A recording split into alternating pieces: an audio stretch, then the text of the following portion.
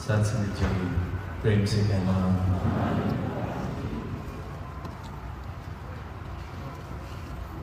आज यहाँ Easter Sunday का जिक्र हो रहा है कि किस प्रकार आज ईस्टर सेलिब्रेट किया जा रहा है।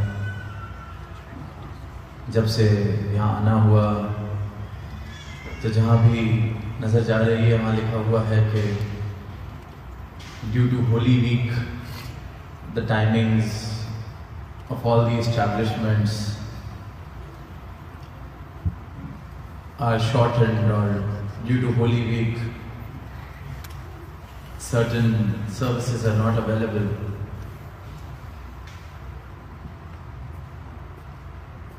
And the only thought that came to my mind was, may this holiness, this piousness, this love, this divinity, may this not just be restricted to a week, but to certain special occasions, or to certain special dates, but may this become, this piousness, this divinity, this holiness, may our entire lives become holy. And then the virtues that have been spoken about, the values, the teachings that we have been talking about, the message of Lord Christ that the entire world is talking about during this weekend, during these days. May our lives become the very personification of those values, those teachings, those messages. And may our lives come with a disclaimer that due to these holy teachings, you'll only find love. Due to these holy teachings, you'll only find peace. May these words may not remain mere words. Humanity has come too far from its true nature, from its own self. All of us, we need to look in the mirror and see whether we are part of the problem or part of the solution. As one of the models in the exhibition also talks about, we may think that we are not in any capacity contributing to the world order. Our decisions or our thoughts or our behaviors, we may justify them by saying that it doesn't matter because the scope of my behaviors, my decisions is very limited. It is limited to just my family, just the people around me. But the world that I live in, I am the nucleus of that world. The world that I create around myself. Whether it is peaceful, whether it is full of love, whether it is in bliss or not, depends on my own thoughts, my own actions. It is the world that I create for myself I am responsible for. And the world that I create for myself will definitely have an impact on someone else's world who I am a part of. And this ripple effect, this snowballing effect, will definitely have an impact on the entire world order as well. But let us not justify our limitations or our deeds or our thoughts by saying that they have a limited impact. We often do that. We may just do something as basic as litter around the road and say, how does it matter? One small contribution here and there will not make the streets clean. If I stop littering around, how will it ensure that everyone else stops as well? We end up justifying our actions with this argument that how does it matter if I stop? But the whole point is that it has to begin somewhere. And I can only be responsible for my own actions. And that is the introspection that I need to do, whether I am justifying all the wrong things that I do, all the wrong things that I am aware, and all the things that wouldn't need a lot of effort to change. Very small changes, very small, insignificant changes. They won't take away my free time, they won't disturb the kind of life that I'm living. Very small, mindful changes. And once I do some thinking, some introspection, I'll realize that most of my actions are justified by the same argument that how does it matter if I change? Let us not keep using that as an excuse and take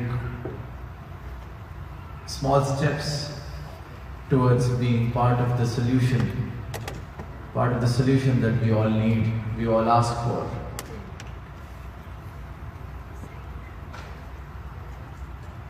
जीवन में जब तक सब ठीक चल रहा है तो कभी एहसास नहीं होता कि किसी और चीज की भी जरूरत है। कल हमने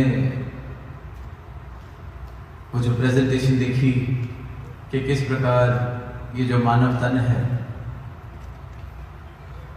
ये कितने कमाल के मैकेनिज्म से चल रहा है, चमत्कार से कम नहीं। जिस प्रकार ये मानव तन चल रहा है, we saw the presentation on the anatomy of the human body and talked about how it is nothing short of a miracle, how it works. पर हम सब ने इस बात का एहसास किया होगा कि अपने शरीर का हमें खुद एहसास नहीं होता जब तक कोई बीमारी ना आए,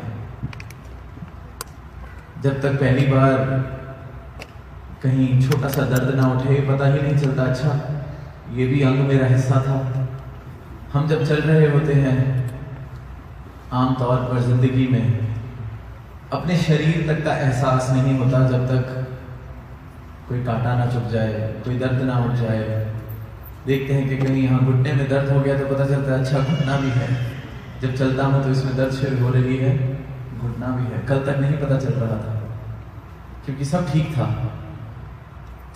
We often even come into the realization of our body when something wrong happens. Otherwise, when everything is going smooth as the presentation was, we don't even come to the realization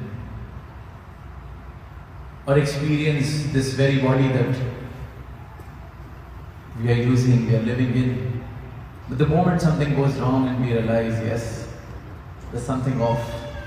During COVID, I lost my sense of smell. And up till then, I never really realized that this was also something that I have been blessed with. तो शरीर जैसी स्थूल ये जो सत्ता है, इसका एहसास भी नहीं होता जब तक कुछ गलत ना हो इसके साथ। कल देखा कि हार्ट अगर ठीक से ना चले तो हार्ट ट्रांसप्लांट तक बात पहुंच जाती है। और जब तक सब ठीक चल रहा है हम कोई कारण नहीं ढूंढते कि ठीक क्यों चल रहा है। जैसे ही खराब हुआ तो बात शुरू होती है कारणों की, डायग्नोसिस की, कि ये खराब हुआ तो क्यों हुआ, दर्द हुआ तो क्यों हुआ।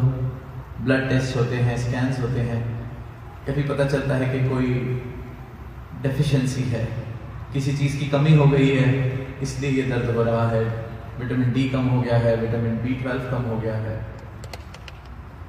तो ये कमी। तो हम कारणों में जाते हैं। कल बात हुई रिदम एंड रीजन। जब तक सब रिदम में है, ये शरीर बढ़िया जैसे चलाया है, इस निरंकार ने बनाया है वैसा चल रहा है, तो रीजन की गुंजाइश नहीं आती।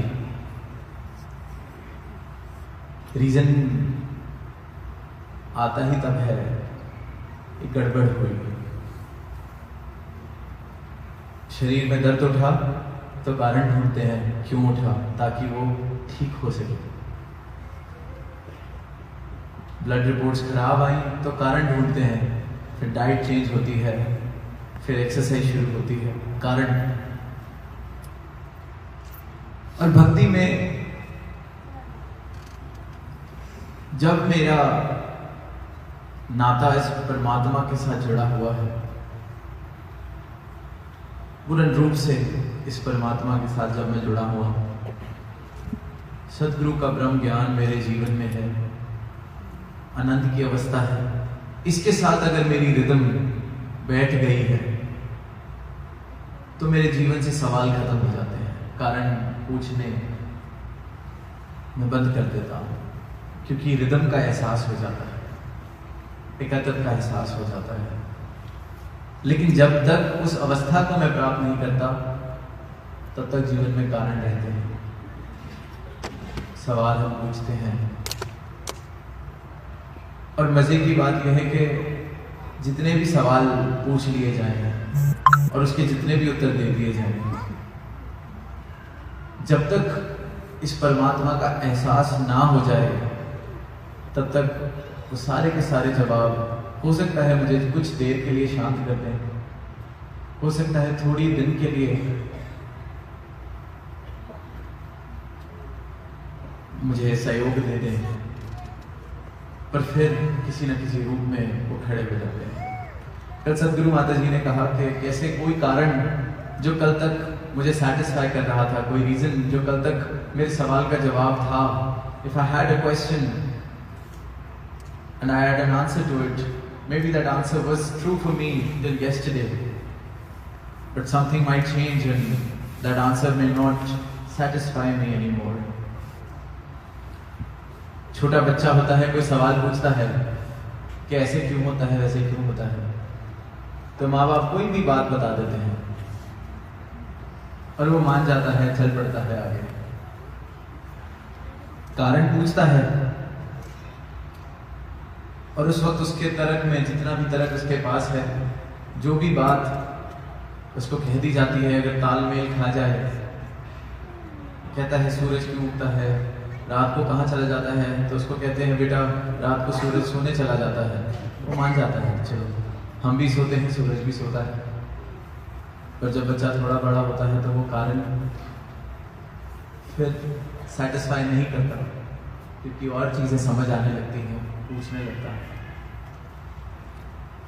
तो भक्ति के विषय में इंसान कारण पूछता है, पर जो समझने वाली बात है वो ये है कि भक्ति तर्क का विषय नहीं है, भक्ति हृदय भाव का विषय है। और तर्क बहुत मुबारक हैं, क्योंकि जब तक सवाल पूछ पूछ के मैं इस अवस्था तक नहीं पहुंच जाता कि इसे प्राप्त किया ही नहीं जा सकता सवालों से, क्योंकि बेअंत अगर कह रहे हैं जिसका कोई अंत नहीं, अनहद है जो, असीम है जो, अगर सवालों के उत्तरों में वो बंद हो गया तो फिर वो असीम कहाँ रहेगा। और जब इस अवस्था पर इंसान पहुंचकर अपने सवालों को छोड़ देता है, समर्पित हो जाता है, जो बूंद और सागर वाली बात हमने आज भी जिक्र सुना, तब रीजन खत्म हो जाते हैं, तो सिर्फ और सिर्फ रिदम, क्योंकि इसके साथ एक हो गए। और जब एक हो जाते हैं तो वो सवाल जो मुझे कल तक सहयोग दे रहे थे वो भी बहुत मुबारक हैं, क्योंकि उन सवालों को ठीक से पूछा जाए, उनके उत्तर देखे जाएं। उन सवालों का सिर्फ और सिर्फ एक काम है मुझे उस अवस्था तक पहुंचाना जहां मैं इन सवालों से थक कर कह दूं कि सवाल के जितने भी उत्तर मिल जाएं ये परमात्मा उनसे बड़ा है। एक दार्शनिक की एक बात कहीं पढ़ी थी, वो कहता है कि परमात्मा के होने का सबसे बड़ा प्रमाण ये है कि इसका कोई प्रमाण नहीं दिया जा सकता, क्योंकि प्रमाण तो हम उस चीज का देंगे जो मुझसे छोटी है, मुझसे बनाई गई है, जो मेरी बुद्धि में सीमित हो सकती है, क्योंकि बुद्धि भी उससे ही राजी होगी जो बुद्धि को समझ आए। पर परमात्मा बुद्धि के पार का विषय है। तो दार्शनिक कहता है कि सबसे बड़ा प्रमाण ही ये कि कोई प्रमाण ही नहीं है, क्योंकि जो साइंटिफिक प्रमाणों की हम बात करते हैं ये तो इस माया के प्रमाण हमें दे सकते हैं। Matter, the world that we see, the physical world that we see, we experience, but ये उसके भी पार है। इसलिए फिर आनंद की अवस्था की बात की जाती है, इसी रिदम की बात की जा रही है। इस एक के साथ जब एक हो जाते हैं तो फिर जैसे ये बहे हम वैसे बहते हैं। कारण हम तब ढूंढते हैं जब हम इसके साथ बह नहीं रहे, इसके साथ नहीं चल रहे, जब इसके भाव के खिलाफ चलने का ध्यान है तो जीवन में संघर्ष है, तो जीवन में कारण है। और जैसे जैसे मेरी अवस्था ये बनती, अब ये जहाँ चलाए मैं वहाँ चल रहा हूँ, तो जीवन में संगीत बनता है, संघर्ष की जगह संगीत बन जाता है। और जब संगीत बन जाता है तो फिर कारण नहीं, कारण तब तक है, सवाल तब तक है जब तक सुर ताल समझ रहा हूँ। और जब पता चल गया कि संगीत बजता कैसे है, संगीत होता क्या है, तो फिर कारण नहीं, फिर आनंद। कहीं किसी को गाते सुनते हैं और आनंद आ रहा है तो हम कारण नहीं पूछते, क्योंकि आनंद का एहसास ले रहे हैं। कारण तब तक पूछा जाता है, अच्छा इसने गाया कैसे, बजाया कैसे, जब तक बुद्धि से उस अनुभव को मैं ले रहा हूं। और भक्ति इस बुद्धि के पार का विषय है।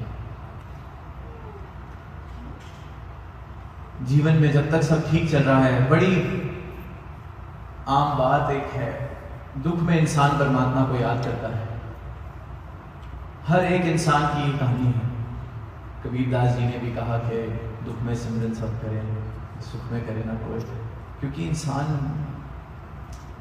का मन है इस प्रकार है। जब कुछ बिगड़ता है, जैसे दास ने शुरुआत में कहा, जब तक सब ठीक चल रहा है तब तक एहसास नहीं होता। शरीर बिल्कुल ठीक चल रहा है, शरीर का भी एहसास नहीं होता। जीवन ठीक चल रहा है, मैं ये मान के चल रहा हूं कि करने वाला मैं हूं, और सब जब तक अच्छा हो रहा है तो कर्ता होने में मुझे कोई परेशानी नहीं है। मेरा अहंकार मजबूत हो रहा है क्योंकि सब अच्छा चल रहा है, मेरे अनुसार चल रहा है। और जैसे ही कुछ ऐसा हुआ जो मेरी इच्छा के विपरीत है, मेरे अनुसार नहीं है, नुकसान है, और तब मेरा जोर चलना बंद होता है, तो मैं परमात्मा को आवाज देने के लिए भी राजी हो जाता हूं। कल तक जो खुद को नास्तिक कह रहा था,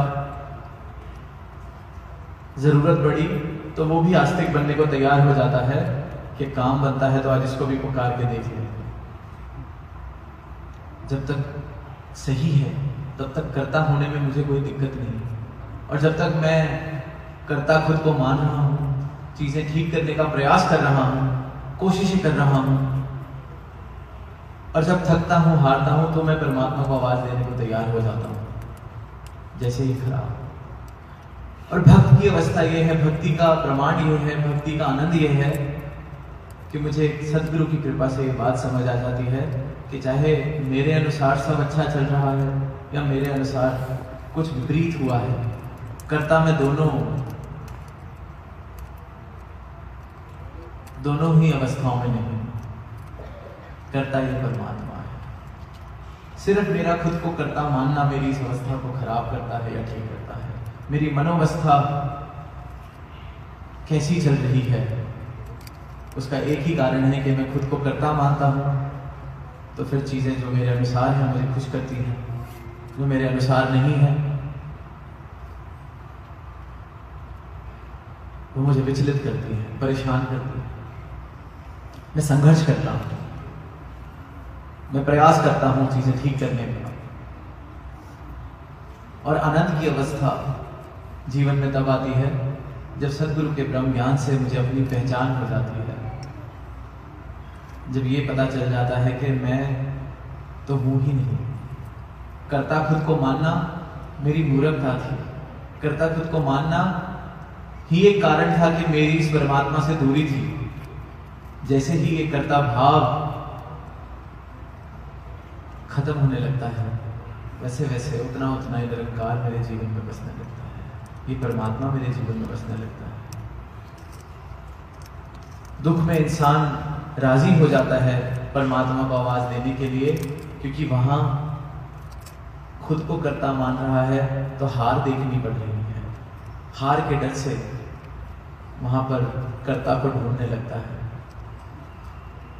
और जब तक सब अच्छा चल रहा है तब किसी और को कर्ता मानना बड़ा मुश्किल है, क्योंकि अच्छा चल रहा है और मुझे क्रेडिट ना मिले, मेरी अकल, मेरी इंटेलिजेंस किसी काम की नहीं। तो इसलिए इंसान सिर्फ और सिर्फ इस चक्र में घूमता रहता है। एक घड़ी खुद को कर्ता मानता है, दूसरी घड़ी कर्ता को आवाज देता है, एक घड़ी फिर कर्ता मानता है, फिर आवाज देता है। इसी चक्र में इंसान घूम रहा है। दुख की घड़ी आई तो इसको आवाज देनी शुरू, सुख की घड़ी आई फिर इसे विसार देता है, क्योंकि अवस्था के आधार पर आवाज दी जा रही है।